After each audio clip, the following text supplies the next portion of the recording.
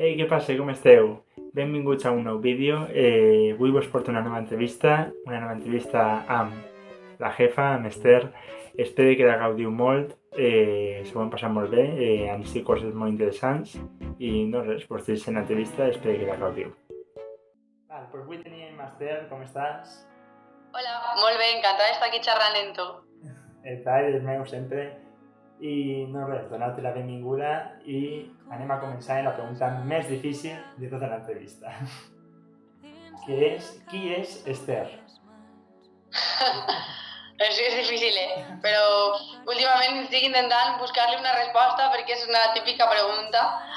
Esther és una xica jove de 24 anys que li agrada cantar i que tota la vida està relacionat amb l'artístic i és una tia en moltes il·lusions en la vida.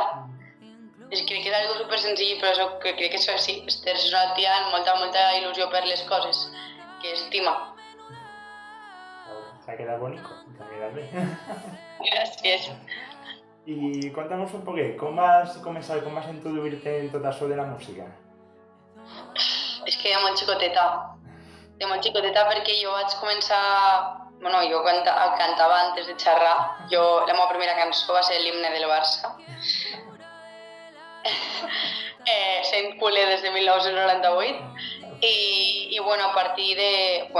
jo quan vaig néixer just va ser el boom dels talent shows musicals, entre ells Operación Triunfo, i a casa meva se ficava. I jo em ficava davant de la tele dient-li a ma mare i a mon pare que jo volia fer allò, que per què no estava jo, no? Eurojunior, típic de la meva edat, no? I després he donat tant la tabarra dient que m'agradava fer, que volia fer el que feien a la tele, ma mare va dir, doncs anem a veure si l'apuntem a música o alguna cosa. I encara tenia 3 anys quan vaig començar, 3-4 anyets vaig començar classes de música, d'iniciació, no? D'alfabetització musical, a l'escola de Vinaròs on vaig estar els 12 anys, més o menys, que per unes coses o per unes altres de la vida me va tocar anar-me'n d'allí. I bé, així vaig començar, jo, no sé, de molt xicoteta i d'una manera molt instintiva, perquè a mon pare li agradava cantar, però no podria dir-te que a casa meva hi havia músics, i li agrada cantar perquè li agradava cantar de jove i segur que no se li donava malament, però tampoc s'ha dedicat mai a això ni ha fet no sé què. Ha sigut com algo molt arreu. I com va ser això que un dia llances i dius vaig a pensar covers, a llançar-se? És que no ho sé, Si et soc sincera, perquè jo recordo les meves primeres covers, jo anava primer de l'ESO, 2010, 2011, principi de YouTube, jo les ficava a YouTube, li gravava en aquesta camareta que em van regalar per la comunió i no sabria dir-te el per què. Suposo que perquè va ser això, l'inici de l'època YouTube, va començar el 2007, imagina't, 2010, i suposo que perquè veuria covers d'altres persones, al buscar cançons que m'agradaven per escoltar, i hauria pensar que perquè jo no. No ho sé, si et soc sincera, no va ser una que va néixer ja de manera instintiva i natural, com m'ha passat sempre en la música i en... No ho sé, però així va ser, vaig començar a ficar covers a YouTube. La gent se'n ria, al principi, perquè lo típic de que la penya, que fa la tonta esta. Però també de manera natural va ser com, me la sudava prou, o sigui, vaig tenir la força de dir, és igual. I, l'aparició d'Instagram també va fer que jo comencés a ficar algun xicotet vídeo a l'Instagram, al principi eren de 15 segons, després de 30, i sí que va haver un moment que vaig intentar buscar la manera de penjar vídeos a les xarxes d'una manera més professional. Me'n recordo que me vaig comprar una càmera, això ja era prou més gran.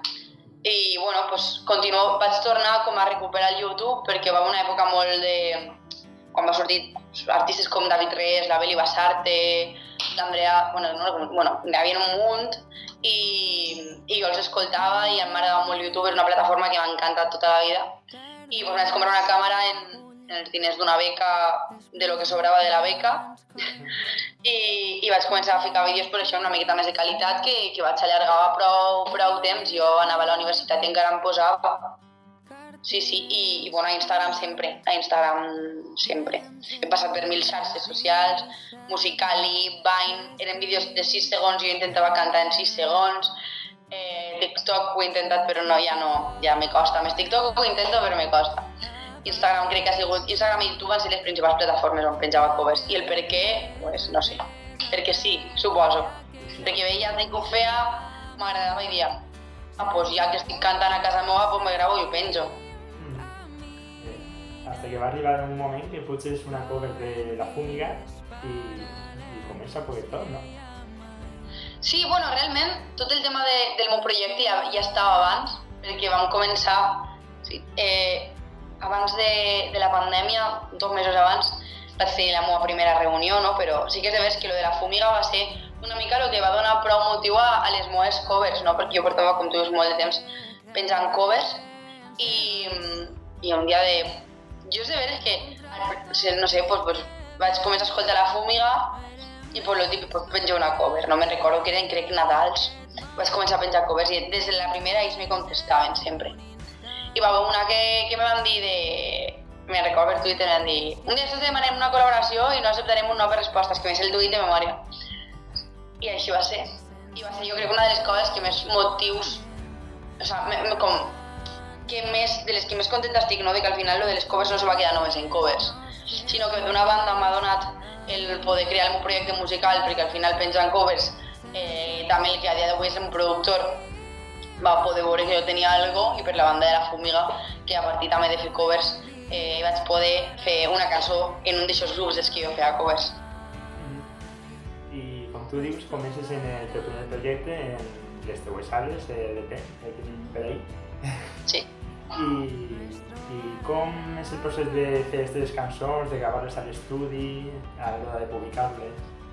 Molt bé, doncs tot això, és que clar, només va ser com super trambòlic perquè, com te deia, nosaltres la primera reunió la vam tindre, si no m'equivoco, va ser com desembre, no, va ser gener o febrer, o desembre, no me'n recordo, just abans de la Covid. I quan començàvem a treballar, ens van confinar. Entonces, clar, al principi de tot el procés de la preproducció del disc i tot va ser com molt a distància, no? I molt estrany. Però quan vam anar a gravar, la veritat és que va ser increïble i jo ja havia estat a l'estudi de Tono gravant la cançó de Valenta també, en Àlex i Tono, quan vaig fer la cançó ixa. I va ser superbonic perquè jo mai havia estat com en un estudi professional gravant cançons meues, no? Descobrint quin era el meu so. I va ser un creixement brutal, no només com a artista, sinó com a persona i com a adulta en el món laboral, inclús te diria, perquè estant allí m'he adonat de moltes coses que m'agradaven, no? També d'altres que no m'agradaven. I va ser, no sé, va ser superromàntic en realitat. No, jo guardo com molt de record. També molta angoixa perquè, ostres, al final era com... Havia acabat la uni, no tenia res a fer, ens havien confinat, jo havia treballat durant l'estiu de monitora, però tampoc sabia què anava a passar quan acabés l'estiu. Entonces era tot una mica complex, però després va ser increïble. I no sé, guardo com un molt bon record, una molt bona època gravant el disc, me'n recordo, era hivern. Mira lo emocionat i lo exaltat que estava, que anava jo en tirants en pleno hivern. O sigui, era com estar con base de calor, és que estava com molt exaltat, no? I molt nerviosa i no sé, va ser molt bonico. També per aquella època tocaves al carrer, per les ciutats, sobretot per València. Com vivies això? Home, doncs va ser molt bonic perquè era com algo que jo tenia... Jo sempre deia que jo volia algun dia tocar al carrer, no? I al final, arrel d'un viatge a Madrid, me'n vaig anar amb 2 amics d'aquells moments a cantar. Un dia no teníem res que fer per la tarda i vam dir, si m'ho anem a tocar al carrer, i ho vam fer. I va ser superguai. I a partir d'aquell dia vaig dir, això quan tornava a València, jo tinc que tornar a fer. Però, clar, aquest dia me n'havien anat com en micro, en ampli, en tot, i vaig arribar allà a València i jo anava sense res. Me'n recordo el meu primer dia sentant en terra a la porta d'una botiga de roba, que justament té un passatge, no? I com a que sonava prou bé dins el que cap. Vaig sentar jo un terra i cantant, bueno, tal. El segon dia pues, va vindre un amic meu, i ja vaig començar a plantar-me, i el tercer pues, com a que...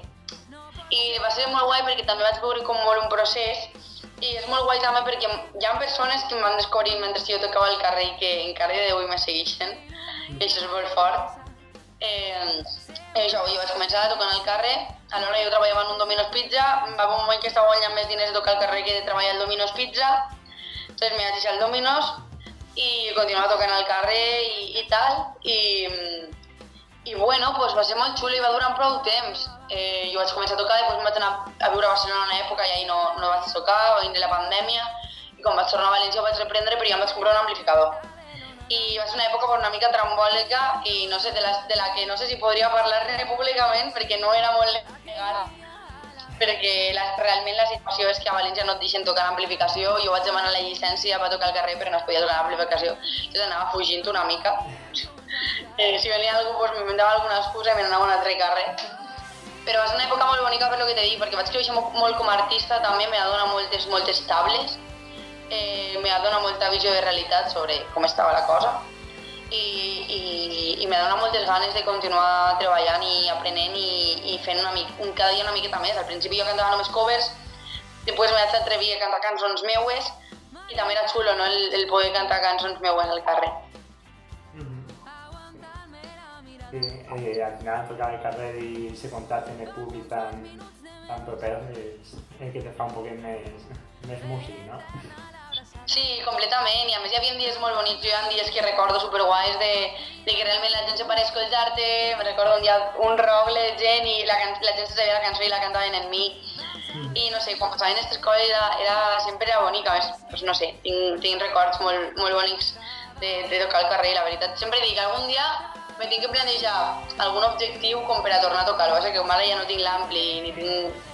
Pues no ho sé, però jo crec que algun dia, jo què sé, dic, quan arribi als 10.000 seguidors en Instagram, a celebrar-ho, un dia m'agradaria tocar al carrer, saps? Clar, és que dius, algun dia com a nivell m'agradaria tornar a fer-ho, no com un costum perquè a dia d'avui jo tinc la meva feina, però potser algo com per fer algo molt especial i molt concret.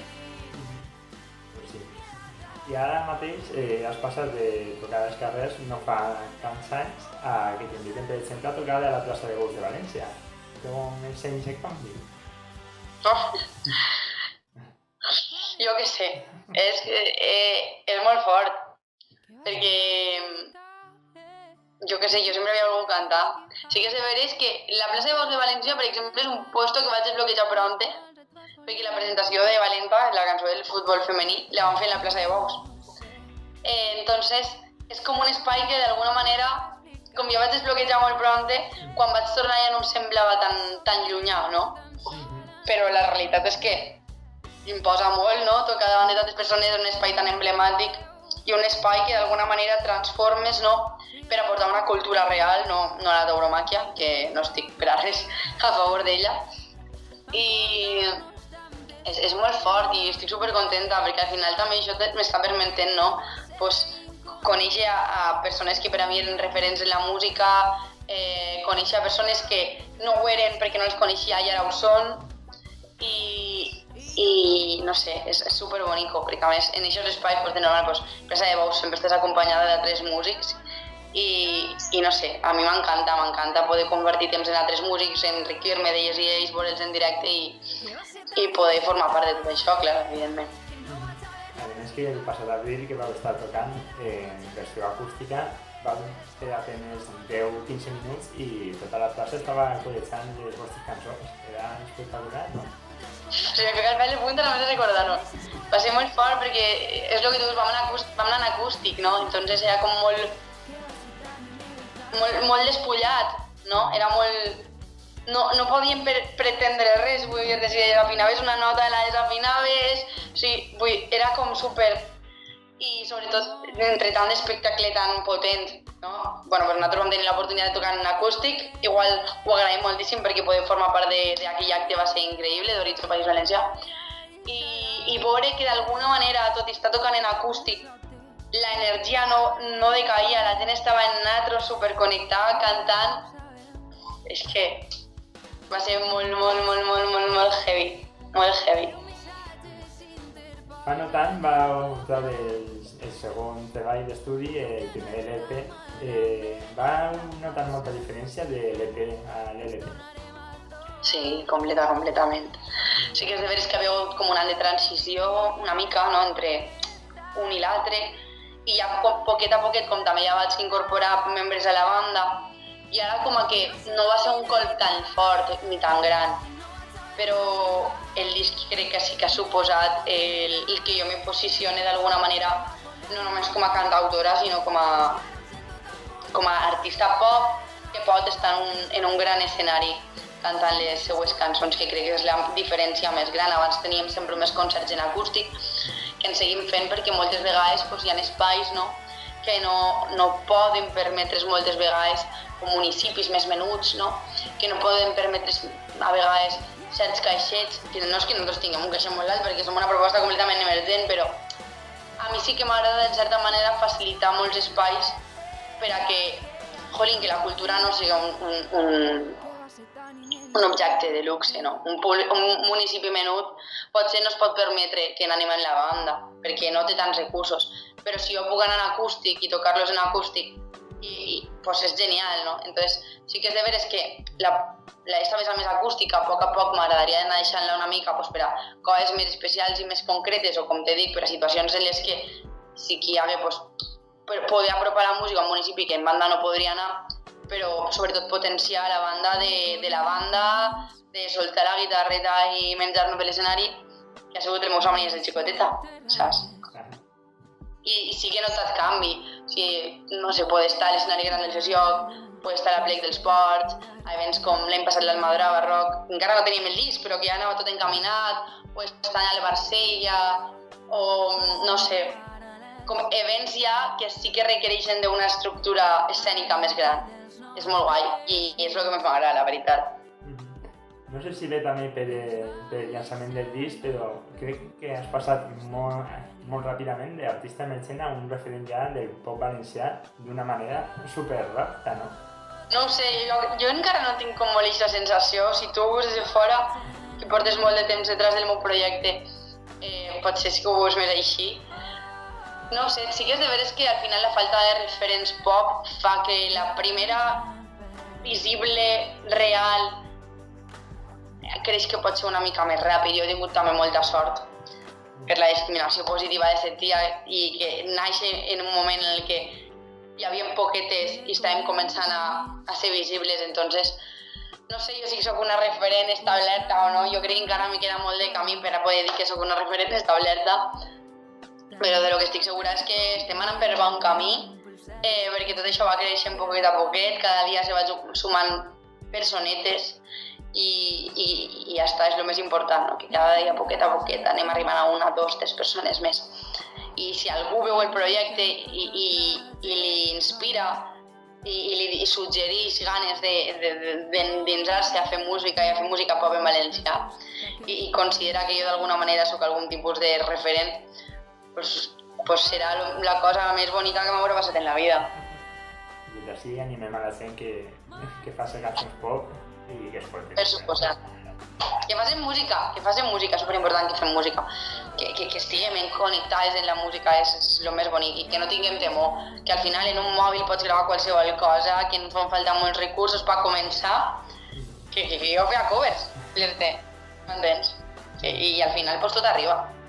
Si curres i tens un colp de sort, vull dir que al final no tot és currar-se, perquè tu pots currar molt, però potser no tens una situació que et permet estar tot el rato a tots els puestos, perquè al final nosaltres venim de la mateixa realitat. Però bé, animar a tothom per suposat. Passem, si vols, a l'altra part de l'entrevista. Tenim un xicotet qüestionari sobre els teus gustos musicals i tal. I comencem, si vols, amb la música que cantaves de Menuda. La música que cantava de Menuda? Ostres! Pues jo crec que al principi lo típic de... ¿Cómo se diuen estos? Es que van sortir d'Euro Junior. Mueve el ombligo... Esta cançó... O sea, era com... Sí, navegando por... Com se diuen? 3+2 crec que se diuen. No me'n recordo. 3+2 era un grup que van sortir com d'Euro Junior i cantaven cançons solíssimes pues de críos, música para críos. I després va ser això, pues, evidentment les cançons de High School Musical, Camp Rock, Hannah Montana. Després ja vaig passar potser una època ja més de Hannah i era Miley, no? Per Justin Bieber, apareixen pues, això, tots els artistes Disney des d'un plano més individual fent música, tot allò a mi me va tornar loca. Després, claro, pues allí també, època primer i segon de l'ESO, Polseres Vermelles comença a descobrir molta música en català i trobar allí pues, referents grups com Amélie, per exemple, descobriment de grups com Charango, i ja endinsar-me tota la vaina de la música del rotllet que podríem dir-ne allí a tasca. No sé, és que he escoltat molta música realment, també vaig tenir un moment molt d'Adele, primer de l'ESO només cantava Adele. És que he escoltat molta, bueno, claro, típica grups pop, Sueño de Morfeo, Amaral, La Quinta Estación, tot l'Oreja de Van Gogh, tot això, Canto del Loco, és que no ho sé realment, és que és molta música pop molt variada i que venia ja fos música en català, música en castellà, música en anglès, però molts referents pop he cantat des de ben xicoteta. Ben variat. I de tots aquests artistes, quins diries que et van inspirar un poquet o et van animar a llançar-te a escriure les teues pròpies cançons? Jo, és claríssim. La Miley, que jo sempre la nombro, que és de veres, o sigui, és que aquesta tia me flipa el que fa encara a dia d'avui i no sé, com veure-la créixer, veure que jo també a poc estic creixent, en planos completament distints, no? Però veure que realment és possible, no? És superinspirador i Justin Bieber a mi és que m'apassionava, o sigui, de les meves primeres covers és una cançó que es deia Born to be Somebody, que era de Justin Bieber i que la vaig ficar en YouTube, me'n recordo encara com si fos ahir. I van ser com els primers que jo veia, pues, amb Justin pues, també. Suposo que lo de les covers també venia una mica inspirat d'ahir, perquè jo va començar penjant covers a YouTube perquè veien els seus familiars que cantava. Suposo que també va vindre una mica d'ahir. No sé, els primers referents i els que més m'han inspirat a dedicar-me a la música són ells, però perquè jo ha sigut algo que tinc molt clar des de sempre, entonces crec que ho arrelo molt en ells. T'has respost de per què vas començar a fer covers? O va tenir la resposta? Potser estava ahí també. Potser estava ahí. T'anava a preguntar també per el gènere que més i menys escoltes, però el més crec que m'ho has deixat claríssim. El pop. El pop. També m'agrada molt el rotllo, l'indie rock, l'indie pop i així en anglès, o sigui, grups, també me flipa. Potser no ho he explorat tant a nivell pràctic, en plan no faig tanta música així, però perquè no em naix. Però grups com Arctic Monkeys, The Cooks, The Strokes, tot això me flipa. Mumford & Sons és un rotllo més folk que em flipa, m'encanta, m'encanta. Els gèneres que més escolto és el pop rock, en totes les seves variants possibles, i el que menys jo crec que tipus flamenco o alguna cosa així, reggaeton, flamenc, no escolto massa. Al final escolto quan surto a festa, però no és un gènere que jo em posi per casa, no el discrimino, o sigui, està perfecte que hi haga música de totes maneres, simplement no és per mi. Probablement sigui, sí. Abans sí. No sé per què tots els convidats que porten me diuen la mateixa resposta, de reggaeton o flamenco. No sé, és que el flamenco no connecta amb mi, potser, saps? No, gens, no massa. O sigui, puc valorar que hi ha una cançó molt ben feta, no? Per exemple, o sigui, escolto la Rosalía que té certs tocs de música més, pues això, més flamenca, només si es pot dir flamenca, perquè ara ja ha evolucionat molt, però no és un gènere que jo digui vaig ficar a casa. No, el típic pop flamenco espanyol, rotllo Malú, Magota, David Bisbal, Magota. Però que està molt bé, estic de festa i me sona l'Ave María cuando serás mía, m'encanta, m'entens? ¿Sabes quién es la princesa de mis sueños encantados? Me pareix espectacular quan està cantant una orquestra a les festes del meu poble, però jo a casa ho dubto. Ho comprendo totalment. Jo soc mig andalús i opino igual. Jo tot m'encanta, però a casa no sona a casa. Sonar, no? No sona. Mira, tens algun grup o artista que et va descobrir un gènere que no escoltaves abans? Sí, suposo que justament en el moment que vaig començar a escoltar Arctic Monkeys vaig descobrir allí com un món de música que desconeixia. Crec que ha sigut com prou clau en tota aquesta banda una mica més alternativa, entre cometes, que no podria ser... A dia d'avui no crec que es consideri alternativa perquè són grups que omplin escenaris, no? Però potser l'època que vaig escoltar Arctic Monkeys, propostes d'aquí, o sigui, en plan d'aquí, tipus Love Lesbian, aquesta època a mi m'obrí la ment molt en quant a la música. O sigui que en aquest moment, doncs, escolto música indie, ara jo els considero artistes mainstream, però perquè un artista indie el consideraria algo molt més alternatiu en el sentit de que no ompli grans estadis, no? Allò m'obri molt la ment a descobrir noves sonoritats i a descobrir-me a mi com a artista. Sí. Hi ha algun grup que per motiu que siga no has pogut veure en directe i t'encantaria? Pues mira, justament als Arctic Monkeys me passava això i els vaig veure fa poc en Milán. Ens vam tornar loques, la meva amiga Paula i jo vam anar a veure'ls. I després un grup que m'encantaria veure i que no he vist, és que n'hi ha molts. Mira, te'n vaig a dir un que m'encanta, que és que, uau, tant de bo veure en directe, que són 21 Pilots. Tant de bo. O sigui, és que n'hi ha molts, per exemple, els Mumford tampoc els he vist mai, a Miley no l'he vist mai, Gabriel Aplin ara no està en gira i no sé si tornen a fer gira, però tant de bo si algun dia em fa poder-la veure. Òbviament, artistes que ja no estan, que per desgràcia han faltat, n'hi ha moltíssims també que m'hagués encantat en el seu moment poder gaudir d'ells. No sé, però mira, te vaig a dir 21 Pilots perquè m'hi ha una mica i perquè m'apassionen. Sonen molt bé i n'hi ha que donar-se pressa per veure'ls perquè mai se sap. Sí, he cançons que dius, Esther, tu com dius això? Perquè és rapidilla tota la cançó, me flipa i és com, però com no vas a saber? És que és un grupazo! No paren mai. M'encanten. Passem dels grans als menuts, ens recomanaries algun artista emergent o poc conegut? Mare meva, és que n'escolto tants. Aquí te puc recomanar? És que te puc recomanar moltíssim. Vaig intentar sortir dels que coneixem potser una mica més, va. En plan, nosaltres, en la nostra bombolla, te dic. Uau. És que me'n venen molts al cap, en realitat, M'ha agradat molt últimament l'EP de Heituri, que és un grup que són valencians, jo els vaig conèixer perquè són amics del meu amic Lluc. M'agraden molt. I així una tia, per dir un grup femení també. A veure qui te dic. És que se me n'ocorreixen vàries, no sabria dir-te ara. Ai, és que intento escoltar moltes coses, la veritat. Intento estar prou actualitzada. Mira, vaig conèixer unes xiques l'any passat que m'han molat molt i que les veig fer evolucionar prou, que són les al·lèrgiques al pol·len, que són catalanes. Són superjovenetes i tio, fan coses molt guais. La Venus també mola moltíssim, a més la vaig veure a la FEM de Vila-seca. Fa coses també superinteressants.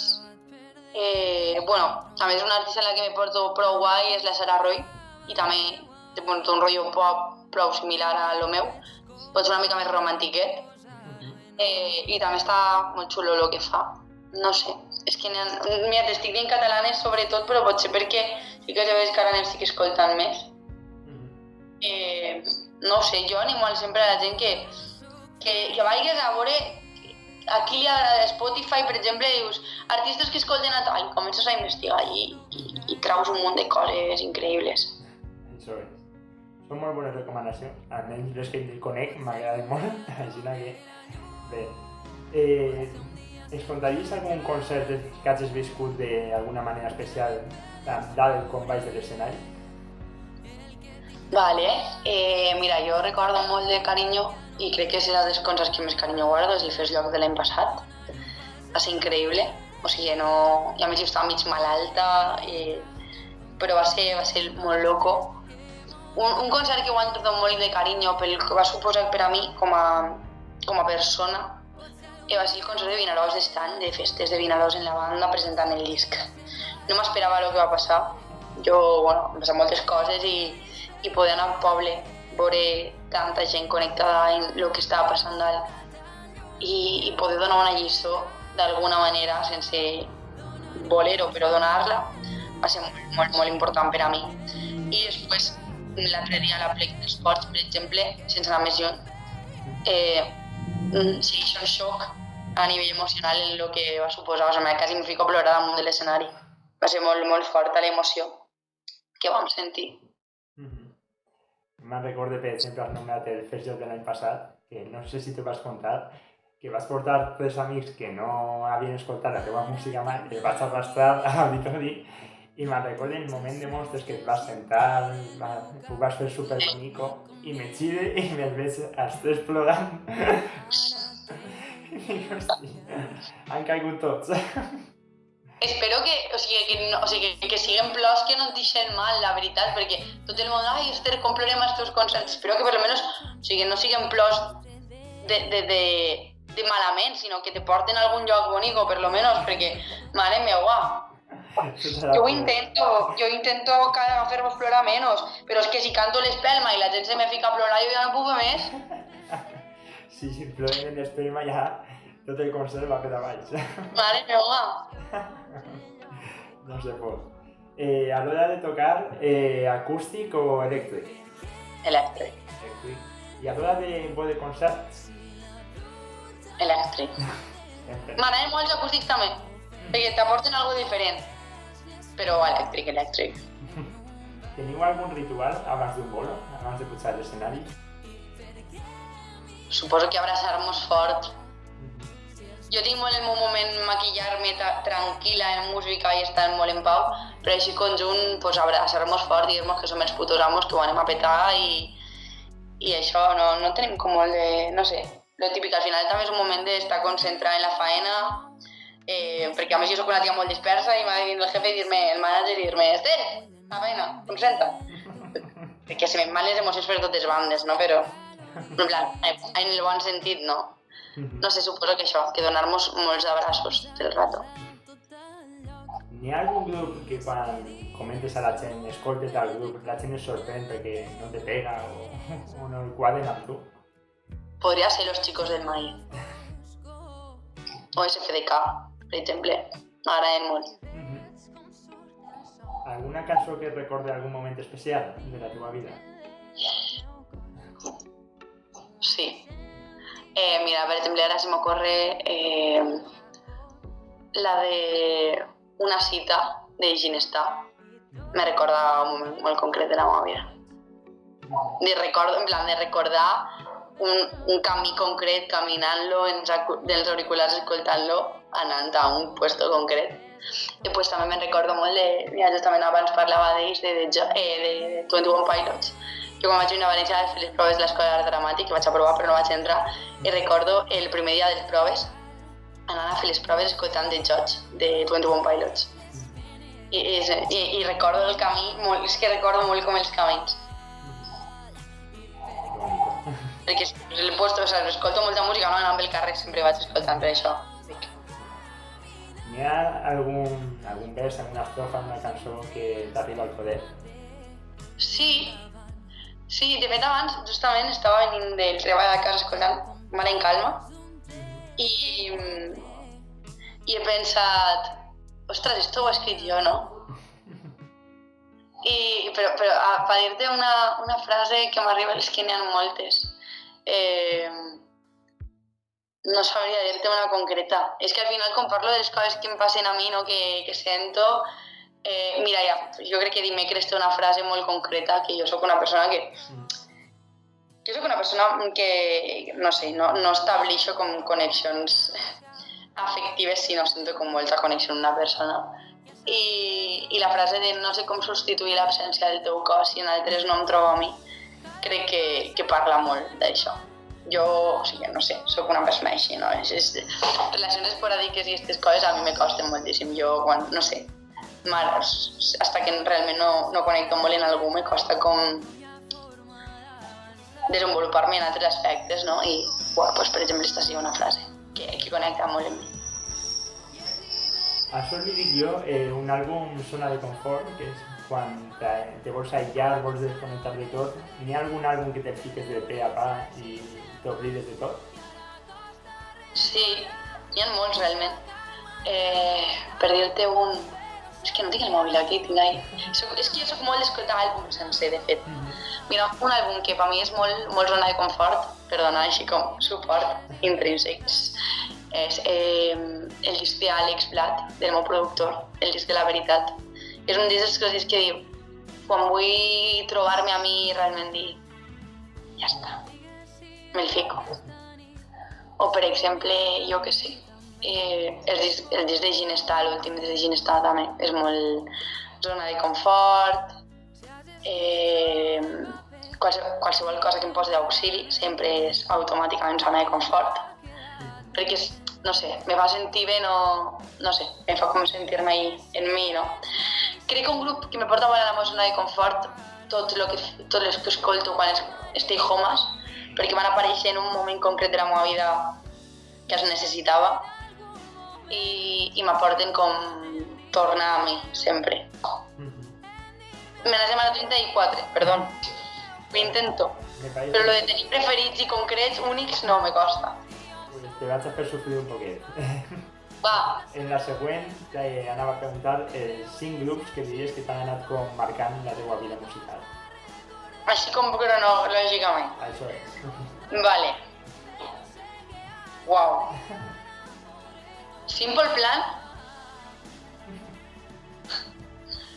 Miley Cyrus. Charango.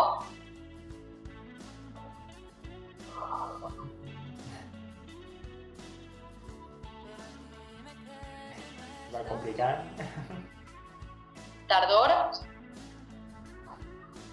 I Ginestar. Sí. Per dir-te, te'n podria dir més, però de cop em segur que els primers que pensava com època vital, no? Sí, ben del pal, jo pensava que te costaria més. He intentat anar com... no buscar massa, sinó dir... A veure... Infància, adolescència, tal... Bé. I l'última pregunta ja del qüestionari seria que ens recomanaves 3 cançons, no tenen per què ser les teves favorites, sinó 3 cançons que volgués que escoltara la gent. Vale. 3 cançons que m'agradaria que escolti la gent. Uau.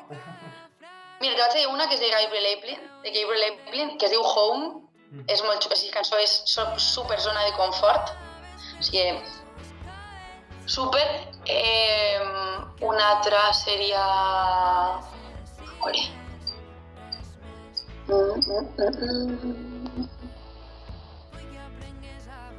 Ay, es que costa, Ahí donde solíamos gritar de Love Lesbian. És que t'acabo de dir una cançó que probablement has escoltat mig espanyol, però bueno. I una així pot ser una mica més diferent. Per exemple, te diria... Mira, te vaig a... No sé quina dir-te. Ara sí que estic en dubte complet. Una cançó que m'agradaria que escoltés la penya. Ala, jo què sé.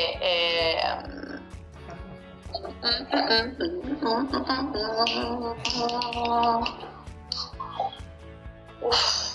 És que en realitat estic tot el rato com quedant-me en els mateixos grups i estic intentant sortir de tot el rato el mateix. Al final el que te llisca. Això ho retalles. És broma. Vale. Vaig a dir-te, per exemple, és que no sé quina dir-te concretament, he pensat en un altre grup de colp, però no sé quina dir-te, la de Pregària de Viena. Va, per exemple, m'agrada molt Viena, sempre m'ha agradat molt des del primer dia i Pregària me pareix un tema ral. Des del primer disc, és de les primeres cançons que van treure i considero, a mi, personalment, de les millors. Meravellosa recomanació. També recomanem escoltar els teus àlbums, els teus discos. Escolteu-los, per favor, i gràcies. I t'has passat l'entrevista? Au. Ja. Feta. I ara ens encantaria que ens digueres que de per davant, que té que sortir del teu projecte i què ens espera. Doncs mira, ara estem, no sé, exactament, t'ho dic més o menys per el pròxim concert perquè queden uns quants dies i després jo crec que entra. El dia 10 estem a Altea, el 12 estem a Oliva, no sé si haurà sortit un bolo per ahí, que no ho sabem encara, perquè hi ha coses que venen així que bueno, segur que a les xarxes socials. El 14 estem al Ràfol d'Almúnia, el 23 estem a Ares del Maestrat i després en setembre estem a Barcelona, en acústic, estem a Abrera i bueno, un concert molt important que tenim és el del 20 d'octubre al Loco Club a València, que bueno, tenim una telonera increïble que va vindre, tindrem amics, tindrem sorpreses, anem a tenir serà el concert més especial de l'any i res, convidar-vos a totes a comprar les vostres entrades, que són 10 euros, crec que és assequible i res, que intento anar actualitzant tot per Instagram, així que us convido a que es me seguiu per allí i allí ho sabreu tot, ho veureu tot. M'està tornant boig el concert del 20 d'octubre perquè és el dia que comencen les festes del meu poble i no sé què fer. Ai! És que va ser un concert molt guai, A més, no és molt tard, després te'n pots anar al teu poble i festes.